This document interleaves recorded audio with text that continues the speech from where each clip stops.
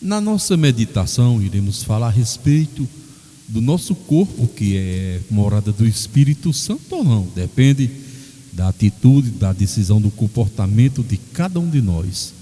Isso porque a realidade da nossa existência é que, em primeiro lugar, nós devemos ser morada do Espírito Santo. O próprio Deus diz: façamos o homem conforme a nossa imagem e a nossa semelhança. Fator 1.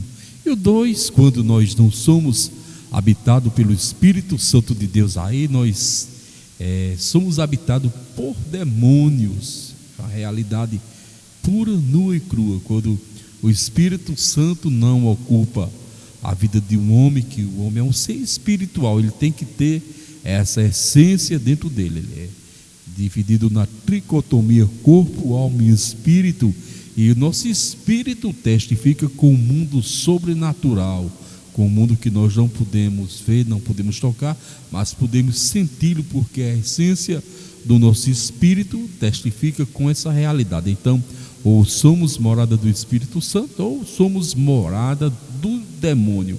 Vamos ver isso à luz da Bíblia, na primeira epístola de Paulo aos Coríntios, capítulo 6, versículo 19, que traz a seguinte citação: não sabeis que o vosso corpo é templo do Espírito Santo, e que habita em vós, proveniente de Deus, e não sois de vós mesmo? Aí a Bíblia testifica, diz que nós somos templo e somos morada do Espírito Santo. E agora o segundo fator: quando nós não deixamos o Espírito Santo habitar no nosso corpo, estamos na idolatria, na depravação do pecado. Observe o que acontece. Palavras aqui do próprio Jesus Cristo no Evangelho de Mateus, capítulo 12, versículo 43 ao 45. Vejamos. Disse Jesus: quando o espírito imundo sai de uma pessoa, passa por lugar árido, procurando descanso, mas não encontra onde repousar. Então diz: voltarei para minha casa de onde saí. E voltando, acha desocupada, varrida e adornada. Então vai e leva consigo outros 7 espíritos piores do que ele, e entrando habita ali. E são os últimos atos deste homem piores do que o primeiro.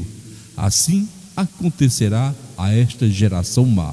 Jesus direcionava ali a um povo que dava prioridade à idolatria, à depravação, a viver na prática dissoluta do pecado.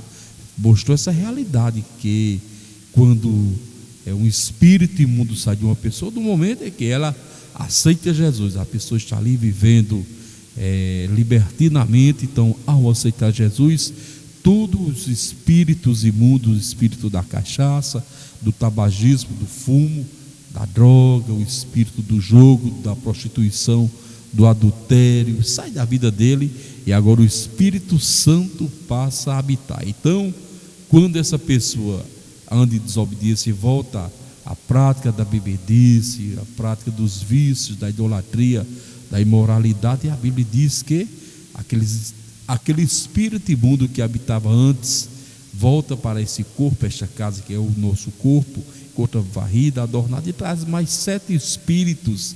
E a segunda situação é pior do que a primeira. Então devemos ter cuidado aí, porque se muitas vezes nós somos inclinados, somos tendenciosos a sofrer depressão, a tristeza, desemprego, diversos tipos de sofrimentos em consequências do pecado, por causa do demônio na nossa vida. Então, quando nós abandonamos a Cristo, então esses demônios voltam mais ferozes e com mais legiões, e aí começa um desarranjo. Porque não se iluda, não há como servir a 2 senhores. Tem pessoas que imaginam: eu sou de Deus, mas não deixa ali de acender uma vela para o diabo. Eu sou de Deus, mas está ali na prática delituosa, aquilo que os teólogos chamam pecado de estimação, um pecadozinho ali escondido, que muitas vezes a família, a sociedade, os amigos não vê, mas Deus contempla.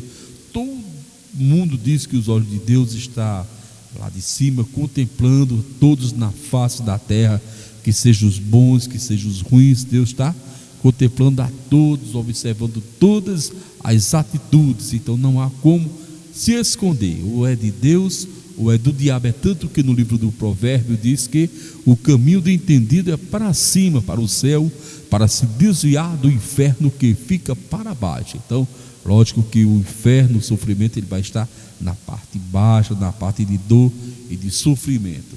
E para a gente terminar essa meditação rápida, aqui na internet, o evangelho bem rápido, para quem tem pressa, vamos concluir com o evangelho de Mateus, capítulo 6 e o versículo 24, testificando com o que nós estamos falando. Disse Jesus: ninguém pode servir a dois senhores, pois odiará um e amará o outro, ou se dedicará a um e desprezará o outro. Vocês não podem servir a Deus e a Mamon. Mamon é um símbolo do dinheiro, é um símbolo do pecado, dos prazeres mudando. Então a Bíblia diz, o próprio Cristo, que não há como servir a dois senhores, porque vai amar um, odiar outro, vai se dedicar a um e desprezar o outro.